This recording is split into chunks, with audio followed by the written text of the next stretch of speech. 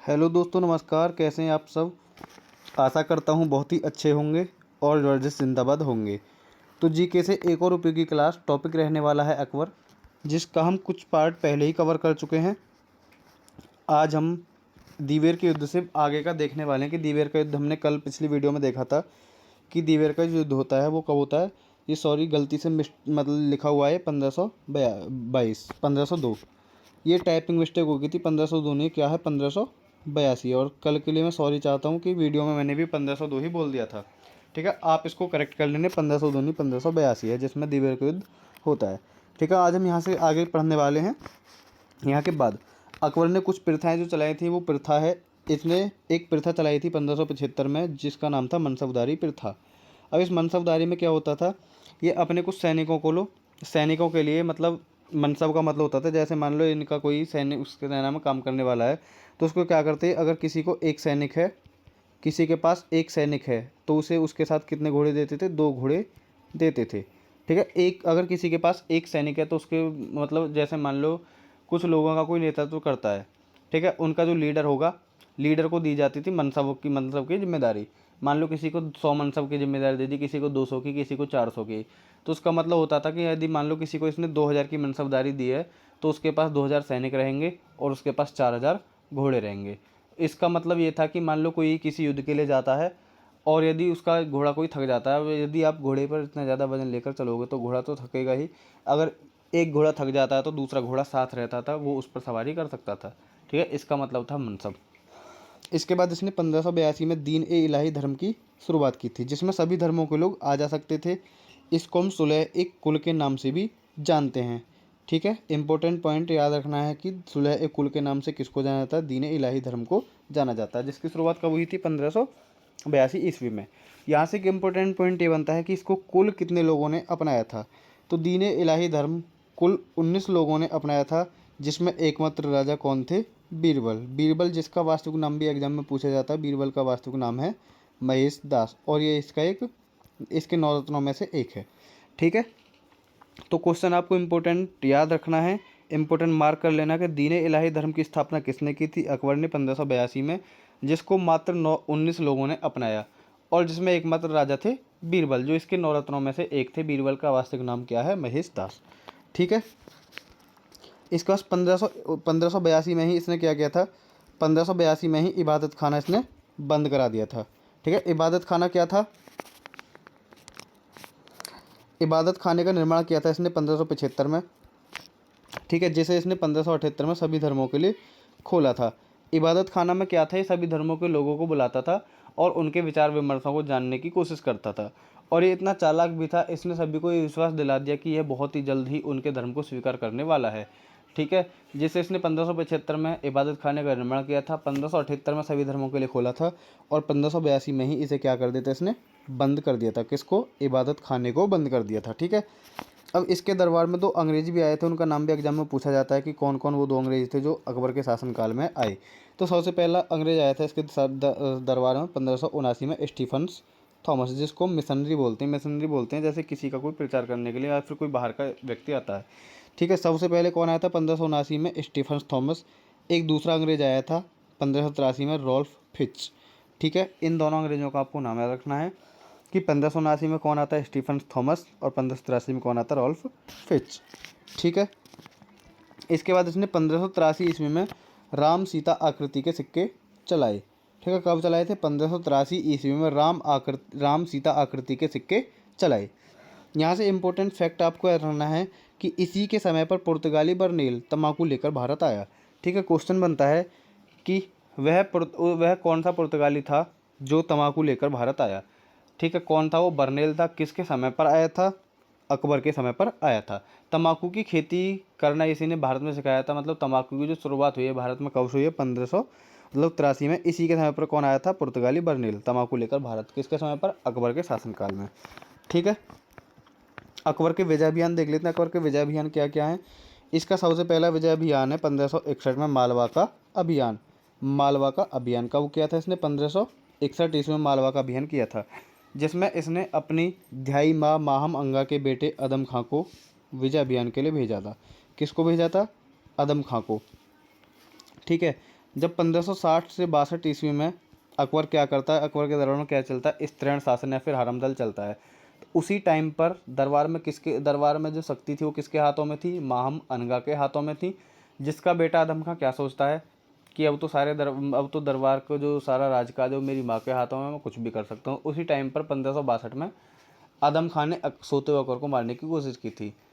उसी टाइम पर जब इस अकबर को किसने बचाया था, उसके संरक्षकों ने बचाया था, और अकबर ने इसको किले की प्राचीर से लटकाकर आदम खां को मृत्युदंड दिया था।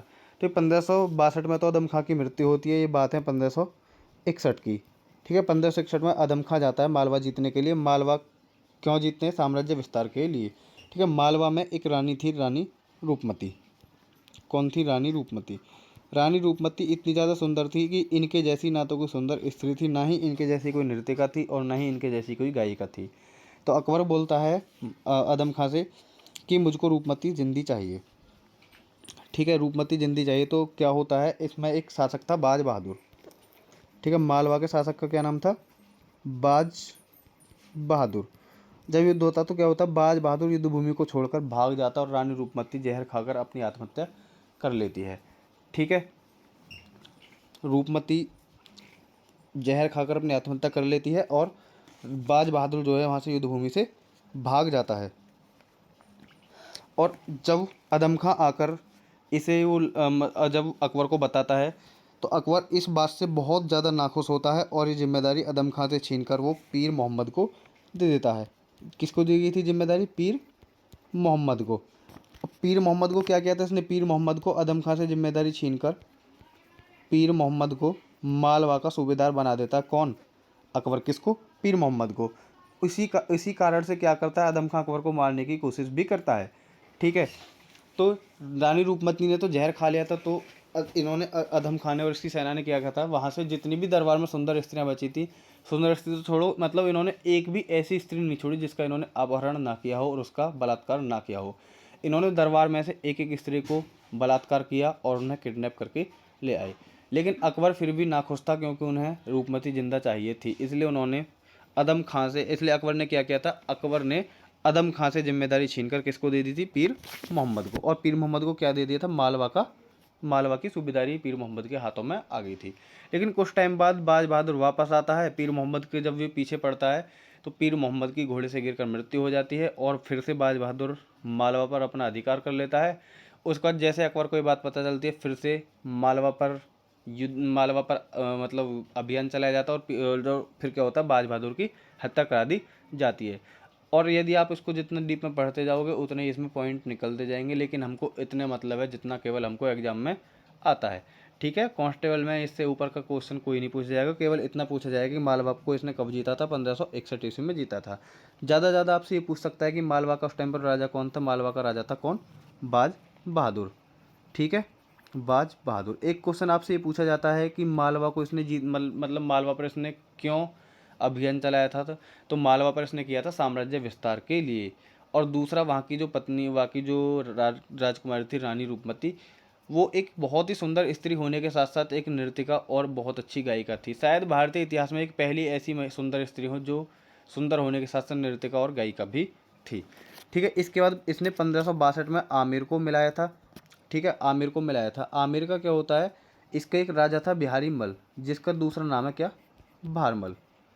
ठीक है, ये क्या करता है, एक बार अकबर मोइनुद्दीन चिश्ती की दरगाह पर जा रहा था, तो उसी टाइम पर बिहारी मल अकबर से जाकर मिलता है और इससे बोलता है। इसको बिहारी मल को पता था कि हमारे ऊपर भी अब हमला होने वाला है, और जो ये जानता था कि जैसा मालवा के अभियान में हुआ है, सेम हमारे आमिर में भी होने वाला है। तो इसने क्या किया था, इसने पहले एक चाल चली और ये अकबर के पास पहुंच गया। अकबर से बोलता है कि मैं अब खुद को आपके अधीन स्वीकार करता हूं, और मैं अपनी बेटी जोधा भाई की शादी आपसे करने के लिए तैयार हूं। इसने इसको दो लालच दिए थे कि एक तो मैं आपकी पराधीनता स्वीकार करता हूं। ठीक है, इसने खुद को उनके अधीन मार लिया था, और दूसरा इसने इसको बोला था कि मेरी बेटी कौन है, जोधा भाई। ठीक है, जोधा भाई कौन थी, जोधा भाई थी राजा बिहारी मल की बेटी। इसने बोला था कि जोधा भाई की शादी मैं आपसे करा दूंगा, आप वहाँ हमला ना करें।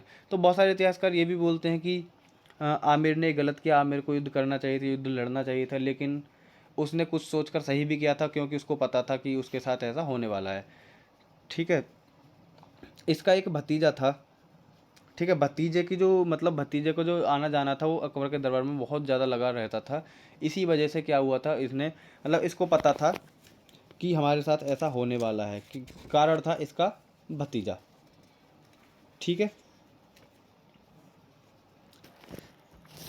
आगे देखते हैं, अकबर ने भारमल को 5,000 का मनसब बनाया था।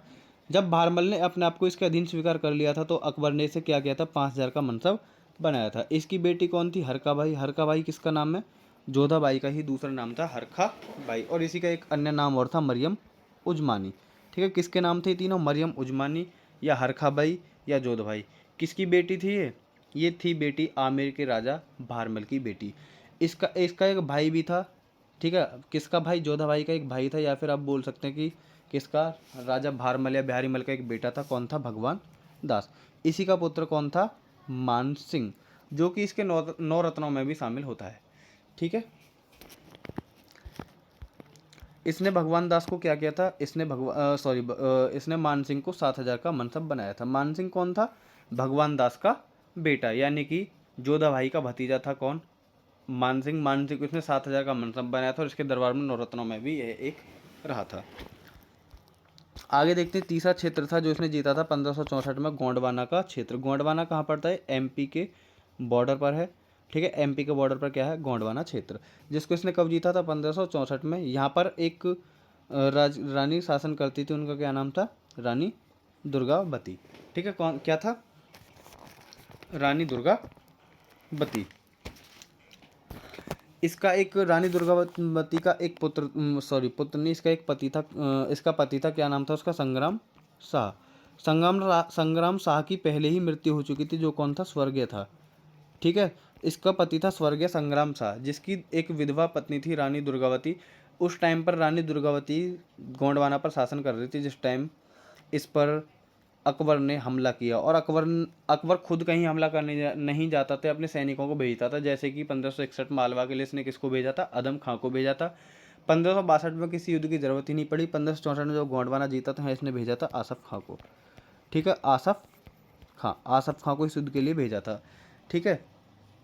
जो रानी दुर्गावती थी, इससे बोला था अकबर की सेना ने कि आप खुद को अकबर की सेना के अधीन स्वीकार कर लो। लेकिन रानी दुर्गावती बोली कि मुझे किसी के अधीन होना स्वीकार नहीं, मुझे युद्ध भूमि में लड़ते लड़ते मरना स्वीकार है, लेकिन मुझे किसी के अधीन रहना स्वीकार नहीं है। तो बोलते हैं कि 2 दिन तक युद्ध चलता है और रानी दुर्गावती को जब लगता है कि हम इस युद्ध को नहीं जीत सकती, तो उसने अपने पेट में खुद खंजर झोंककर अपनी आत्महत्या कर ली थी। उसने बोला था मुझे किसी के हाथों नहीं मरना, इससे सही तो मैं खुद ही अपनी हत्या कर लेती हूँ, ठीक है। इसके बाद इसने 1568 में मेवाड़ अभियान किया। मेवाड़ का जो अभियान है, ये इतिहासकार ये दिखाते हैं, मतलब इतिहासकारों में ये बोलना है कि ये कभी भी मेवाड़ को नहीं जीत पाया था। इसका जो ये मेवाड़ का जो अभियान था हमेशा अनिर्णायक रहा था, ठीक है। क्योंकि मेवाड़ में किसके शासक था, महाराणा प्रताप भी थे, ठीक है। उससे पहले उनके बाबा थे कौन, महाराणा संग्राम सिंह, जो कि मेवाड़ के शासक थे, ठीक है। तो बोलते हैं कि ये मेवाड़ को कभी नहीं जीत पाया था, ये हमेशा अनिर्णायक रहा था। इसके बाद इसने 1569 ईस्वी में रणथंभौर को जीता, ठीक है। 1569 में रणथंभौर को जीता। 1570 में जैसलमेर और बीकानेर को जीता था, ठीक है। 1571-72 में क्या, गुजरात अभियान किया था, ठीक है। गुजरात अभियान इंपॉर्टेंट है क्योंकि यहाँ से 2 बहुत ही इंपॉर्टेंट क्वेश्चन बनते हैं कि अकबर ने सबसे पहली बार समुद्र कब देखा था, और इस युद्ध को हम द्रुतगामी के नाम से भी जानते हैं, ठीक है। तो सबसे पहले हम देखते हैं कि यहाँ का गुजरात का जो शासक था उस टाइम पर कौन था, मुजफ्फर तृतीय था, ठीक है। मुजफ्फर तृतीय। तो अकबर खुद गया था इस अभियान में। तो जैसे ही अकबर इस अभियान को जीतकर वापस आगरा आता है, मुजफ्फर तृतीय क्या करता, वापस अपनी सेना बनाकर गुजरात को वापस छीन लेता है। तो जैसे ही अकबर को खबर लगती है कि गुजरात में मुजफ्फर तृतीय द्वारा विद्रोह कर चुका है, तो अकबर अपनी सेना को लेकर फिर से कहाँ चलता है, गुजरात की तरफ। और इसको मात्र 11 दिन लगते हैं वापस गुजरात की तरफ पहुँचने में। कहाँ से, आगरा से गुजरात की तरफ जैसे ही तुरंत चलने लगता है, कितने दिन लगते हैं, 11 दिन। तो इसे इसलिए एक स्मिथ इतिहासकार है जिन्होंने बोला है कि युद्ध क्या था, ये द्रुतगामी था, ठीक है, द्रुतगामी। तभी से इसका नाम पड़ा था द्रुतगामी। एक तो यहाँ से इंपॉर्टेंट पॉइंट ये है कि द्रुतगामी किस युद्ध को कहा जाता है, गुजरात अभियान को कहा जाता है। और अकबर ने पहली बार समुद्र कब देखा था, तो गुजरात अभियान के बाद ही अकबर ने पहली बार समुद्र को देखा था, ठीक है।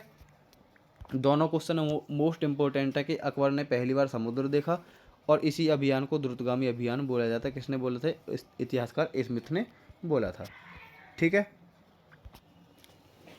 यहाँ से इंपॉर्टेंट पॉइंट एक और आपको याद रखना कि अब्दुल रहीम को खान ए खाना की उपाधि गुजरात अभियान के दौरान ही मिली थी। ये कौन है अब्दुल रहीम? इसी ने बाबरनामा का फारसी में अनुवाद भी किया था, जिसको अकबर ने कराया था। ठीक है, बाबरनामा का फारसी में अनुवाद पहले भी हो चुका था, जिसको किसने किया था?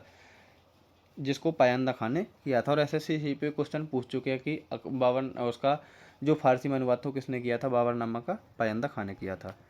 ठीक है, इसी अभियान के बाद इसने फतेहपुर सीकरी आगरा की स्थापना की थी, जो कि कब की थी? 1575 ईस्वी में। ठीक है, फतेहपुर सीकरी कहाँ पड़ती है? आगरा में, जिसकी स्थापना की थी इसने 1575 में गुजरात के अभियान के बाद। इसके बाद इसने 1581 में काबुल को जीता था, 1585 में कश्मीर अभियान किया, 1591 में सिंध जीता और 1600 ईस्वी में अहमदनगर प्लस बीजापुर को जीता था। बीजापुर की शासिका थी चांद बीबी। यहाँ से एग्जाम में क्वेश्चन पूछा जा चुका है कि चांद बीबी कहाँ की शासिका थी। ठीक है, तो चांद बीबी कहाँ की शासिका थी? बीजापुर की शासिका थी। ठीक है, इसके बाद इसने 1601 में असीरगढ़ का अभियान किया, जो कि इसका अंतिम अभियान था। आपको इसलिए याद रखना है। ठीक है, इसमें ज़्यादा कुछ तो पॉइंट हमें याद करने के लिए है नहीं, केवल इतना याद रखना कि जो अंतिम अभियान था वो कहाँ हुआ था? असीरगढ़ का अभियान था। ये अंतिम है, इसलिए आपको इसको याद रखना है। कब हुआ था? 1601 में। ठीक है, 1601 में। यहाँ से एक बार एक क्वेश्चन एग्जाम में पूछा जा चुका है कि अकबर के समय पर कितने प्रांत थे? आज के समय पर कितने हैं? 28 हैं। ठीक है, अकबर के समय कितने थे? 15, जो कि 3 और 12 के रूप में थे। जैसे कि आज के समय पर क्या है? 28 राज्य और 8 केंद्र शासित प्रदेश हैं। ऐसे ही उस टाइम पर क्या थे? 3 सूबे और ये मतलब 12 प्रांत। टोटल मिलाकर कितने थे? अकबर के समय पर 15 प्रांत थे, जो कि एग्जाम में एक क्वेश्चन भी पूछा जा चुका है। ठीक है, यहाँ के बाद हम देखते हैं अकबर की स्थापत्य कला। अकबर ने क्या क्या स्थापत्य कला की थी? तो अकबर ने सबसे पहले क्या किया था? हुमायूं के एक मकबरा था, जो कि कहाँ था? दिल्ली में, उसकी मरम्मत कराई थी। ठीक है, हुमायूं के मकबरे की मरम्मत किसने कराई? हुमायूं के मकबरे की मरम्मत कराई थी किसने? अकबर ने। ठीक है, दूसरा इसने पॉइंट क्या किया था? फतेहपुर सीकरी की स्थापना की थी, जिसको कब किया था इसने? फतेहपुर सीकरी की स्थापना गुजरात अभियान के बाद की थी, 1575 ईस्वी में। ठीक है, तीसरा इसने आगरा का किला बनवाया था। ठीक है, उस किले में इसने एक काम और किया था फतेहपुर सीकरी में, क्या? दीवाने आम एवं दीवाने खास। ठीक है, दीवान ए आम एवं दीवान ए खास की स्थापना की थी। दीवाने आम क्या था? इसमें कोई भी आम आदमी जाकर बैठ सकता था, लेकिन दीवाने खास क्या था? इसमें बहुत ही ज़्यादा खास लोगों को केवल एंट्री देता था। इसमें मतलब खास लोग ही जा सकते थे। ठीक है, इसके बाद इसने 1602 का में बुलंद दरवाज़ा बनवाया। ठीक है, 1583 में इलाहाबाद का किला बनवाया था। ठीक है, कब बनाया था? 1583 में इलाहाबाद का किला बनवाया था और 1602 में बुलंद दरवाज़ा। इसके बाद इसने पंचमहल का निर्माण करवाया। ठीक है, पंचमहल का निर्माण। यहाँ से आपको इंपॉर्टेंट पॉइंट एक और याद रखना है, एग्जाम में यहाँ से भी क्वेश्चन बन चुका है कि अकबर का मकबरा कहाँ है? सिकंदरा में। ठीक है, अकबर का मकबरा कहाँ है? सिकंदरा। सिकंदरा कहाँ पड़ता है? आगरा में। ठीक है, अकबर की मृत्यु कब हुई थी? 1605 में। अतिसार बोलते हैं दस्त। ठीक है, दस्त यानी कि लूज मोशन। तो अकबर की जो मृत्यु हुई थी वो किस वजह से हुई थी? अतिसार की वजह से हुई थी। ठीक है, अतिसार एक बीमारी थी जिसकी वजह से 1605 में अकबर की मृत्यु होगी। अकबर के लास्ट पॉइंट बचे अकबर के नौरत्न। अकबर के दरबार में जो नौरत्न थे वो कौन कौन थे? ठीक है, तो अकबर के दरबार में जो पहला रत्न था वो कौन था? पहला रत्न के नाम था बीरबल, जिसका वास्तविक नाम एग्जाम में पूछा जाता है। इसका वास्तविक नाम क्या था? इसका वास्तविक नाम था महेश दास। ठीक है, क्या था इसका वास्तविक नाम? महेश दास। तो बीरबल की एंट्री कब होती है दरबार में? बीरबल क्या करता है? अकबर के दरबार के बाहर बीरबल क्या करता था? पान लगाता था। ठीक है, क्या करता था? पान लगाता था। ठीक है, तो एक दिन दरबार में से एक व्यक्ति आया और बीरबल से बोला कि मुझे आधी किलो चूना दे दो। चूना क्या होता है? चूना पान के साथ पान लगाने में इस्तेमाल किया जाता था। ठीक है, एकदम बीरबल ने आधी किलो चूना, वो बोला कि तुम आधी किलो चूने का क्या करोगे? वो बोला कि बादशाह ने मंगाया है। तो बीरबल को समझते हुए देर नहीं लगी और बोला, अकबर, जहाँ पर अकेले तुम ही लगाते हो पान? उसने बोला, हाँ मैं ही लगाता हूँ। तो बीरबल बोला, तुमने गलती कर दी, बादशाह की जीभ कट गई है तुम्हारा चूना खाने से, और तुम्हें दंड दिया जाएगा। उसने बोला, हाँ, और कहा, इसका क्या जुगाड़ हो सकता है? तो बीरबल बोला, जितना तुम चूना ले जा रहे हो उतना ही ताजी घी ले जाना, क्योंकि चूने की तासीर को क्या काट देता है, चूने की तासीर को घी काट देता है। तो तुम्हें बादशाह चूना खिलाए तो तुरंत तुरंत तुम क्या करना, इस घी को खा लेना, तुम्हारी जान बच जाएगी। ठीक है। तो अगले दिन जब वो चूने को अकबर के दरबार में ले जाता है तो उसे अकबर क्या करता है, पूरे चूने को उसको एक साथ खिला देता है। ठीक है, उसे पूरा चूना खिला दिया, तब उसने तुरंत कोने में जाकर वो घी पी लिया, तो उसकी जान बच गई। अगले दिन अकबर ने जब उसे घूमते हुए दरबार में देखा तो बोला कि ये कैसे घूम रहा है, ये तो कल चूना खिलाया था, ये जिंदा कैसे बच गया, जिंदा नहीं बचना चाहिए था। उसने बुलाया और पूछा कि तू जिंदा कैसे है। उसने बताया कि बीरबल बाहर पान लगाता है और उसने मुझे बचने का जुगाड़ बताया था। तो तब बोलता है अकबर कि हमारे दरबार में एक कोई इतना इंटेलिजेंट व्यक्ति भी रहता है, इसको पास बुलाओ। और अकबर के दरबार में तभी से क्या होता है, बीरबल की एंट्री हो जाती है। ठीक है, इसके दरबार में जो दूसरा रहता था, दूसरा नवरत्न था इसका, अबुल फजल। ठीक है, अबुल फजल ने क्या किया था, अकबर नामक पुस्तक लिखी थी। इसी का एक तीसरा भाग है आईने अकबरी, जो कि बहुत बार एग्जाम में पूछा जा चुका है कि आईने अकबरी किस पुस्तक का भाग है, अकबर नामक पुस्तक का भाग है, जिसको किसने लिखा है, अबुल फजल ने लिखा है। ठीक है, अबुल फजल का और एक और भाई था फैजी, जो कि चिकित्सक का काम करता था, ये भी अकबर का एक तीसरा रतन था। तो अकबर का एक बेटा था सलीम, जो क्या करता, अपने पिता के खिलाफ विद्रोह कर देता है। वो एक इंसान था वीर सिंह बुंदेला, उससे बोलता है कि मेरे पापा को अबुल फजल पर बहुत ज़्यादा नाराज है, पहले इसी की हत्या करा देता हूँ। तो इसको ये लालच देता 2000 मनसब का, कि यदि आप अबुल फजल की हत्या कर दो तो मैं आपको 2000 का मनसब बनाऊंगा। तो वीर सिंह बुंदेला क्या करता है, अबुल फजल की हत्या कर देता है। ठीक है, इसका जो तीसरा नवरत्न था वो कौन था, चिकित्सक था, फैजी। ठीक है, फैजी कौन था, अबुल फजल का ही भाई था। चौथा नवरत्न था इसके दरबार में टोडरमल, जो कि इसके राजस्व मंत्री था। ठीक है, राजस्व मंत्री ने ही इसके देहसाला प्रथा की शुरुआत की थी। इसने एक प्रथा चलाई थी, देहसाला प्रथा, जिसको किसने शुरुआत की थी, जिसको टोडरमल ने शुरू कराया था। टोडरमल कौन था, इसका एक राजस्व मंत्री था। ठीक है, पांचवा नवरत्न था इसके दरबार में अब्दुल रहीम खाने खाना, जिसको खाने खाना की उपाधि गुजरात अभियान के उपलक्ष्य में दी थी। ठीक है, इसी ने बाबरनामा का फारसी में अनुवाद भी किया था अकबर के कहने पर। ठीक है, लेकिन सेकंड टाइम था जब इसका फारसी में अनुवाद हुआ। इसका फारसी में अनुवाद पहले भी हो चुका था, जिसको किसने किया था, पायंदा खान किया था। ठीक है, बाबरनामा का फारसी में अनुवाद किसने किया था, बाबरनामा का फारसी में अनुवाद पायंदा खान है, जो एसएससी में क्वेश्चन आ चुका है। इसका जो छठा था तानसेन था, जिसका हम एक अन्य नाम से भी जानते हैं, तन्ना मिश्रा एवं रामतनु पांडे। ठीक है, तन्ना मिश्रा एवं राम ठीक है, इसका दूसरा नाम क्या था, तन्ना मिश्रा एवं रामतनु पांडे। ये इसका दरबारी कवि भी माना जाता है। ठीक है, दरबारी कवि भी इसका कौन माना जाता है, तानसेन। इसने एक पुस्तक लिखी थी, मियाँ मल्हार का राग। किसकी रचना है, तानसेन की रचना है, मियाँ मल्हार का राग, जिसकी समाधि कहाँ है, ग्वालियर में इसकी समाधि पूछी जाती है। समाधि कहाँ है इसकी, ग्वालियर में इसकी समाधि है। ठीक है, इसका जो सातवां नवरत्न था, सातवां नवरत्न कौन था, मानसिंह था। ठीक है, सातवां नवरत्न मानसिंह। दो और बचते हैं, आठवां मुल्ला दो प्याजा और नौवां है फ़कीर अजी उद्दीन। ये दोनों नवरत्न कौन थे, ये दोनों इसके मुख्य सलाहकार के पद पर थे। ठीक है, कौन थे इसके मुख्य सलाहकार। तो इसके एग्जाम में पूछा भी जाता है कि इसके दरबार में जो इसके नवरत्न थे उसमें से सलाहकार कौन था, एक तो मुल्ला दो प्याजा था और एक कौन था, फ़कीर अजी उद्दीन था। ठीक है, अकबर के जो समकालीन कवि थे वो कौन थे, तुलसीदास। एग्जाम ये क्वेश्चन भी एग्जाम में पूछा जाता है, इंपॉर्टेंट है कि अकबर के समकालीन कवि कौन थे, तुलसीदास थे। ठीक है, महाभारत और रामायण का जो फारसी में अनुवाद किया किसने किया था, वो बदायूनी ने किया था, जो कि रजनामा नाम से किया है। ठीक है, क्वेश्चन आपसे पूछा जाता है कि फारसी में जो अनुवाद है महाभारत और रामायण को किस नाम से है, या फिर महाभारत और रामायण का फारसी में अनुवाद किस नाम से किया गया है, तो किस नाम से किया गया, रजनामा नाम से। किसने किया था, बदायूनी ने। ठीक है, अकबर ने एक इंसान थे हरि विजय सूरी। ठीक है, कौन थे, हरि विजय सूरी, जिसको अकबर ने क्या कहते हैं, इनको जगत गुरु की उपाधि दी थी। ठीक है, और अकबर ने एक इंसान को योग गुरु की उपाधि भी दी है। योग गुरु की उपाधि इसने दी थी किसको, जिनभद्र सूरी को। ठीक है, इस दो उपाधि दी थी, एक तो दी थी इसने योग गुरु की उपाधि, योग गुरु की उपाधि दी इसने किसको, जिनभद्र सूरी को, और जगत गुरु की उपाधि दी है किसको, हरि विजय सूरी को। ठीक है, और इसने एक क्वेश्चन एग्जाम में बार बार पूछा जाता है कि इसने सूर्य नमस्कार करना किससे सीखा था।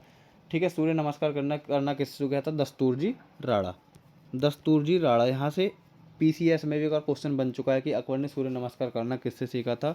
किससे सीखा था? दस्तूर जी राणा। तो ये क्वेश्चन एक बार एसएससी जीडी में आया, एक बार दिल्ली पुलिस में आया और एक बार इसको पीसीएस भी पूछ चुकी है। ठीक है, अकबर अब्दुल नबी की चप्पलें अपने सिर पर उठाता था। अब्दुल नबी को बहुत ज़्यादा मानता था कि इसकी चप्पलें अपने सिर पर भी उठाकर रखता था। तो आज यहाँ पर अकबर आपका बिल्कुल अकबर से बनने वाला एक एक क्वेश्चन, आपको एक एक फैक्ट बताया गया है। यदि आप किसी वनडे एग्जाम में बैठते हो तो अकबर से बनने वाला कोई भी प्रश्न आपसे नहीं छूटेगा। आपसे मैं वादा करता हूँ कि आप अकबर से बनने वाले एक एक क्वेश्चन को करके आओगे। ठीक है, कल से हम स्टार्ट करेंगे जहांगीर, जो कि इसका ही बेटा था, जिसका वास्तविक नाम था सलीम। ठीक है, ये वही सलीम है जो अपने पिता के खिलाफ विद्रोह करता और अबुल फजल की हत्या करा देता, किसके द्वारा? राम सिंह बुंदेली के द्वारा। तो मिलते हैं नेक्स्ट वीडियो में, तब तक के लिए जय हिंद, बाय, नमस्कार।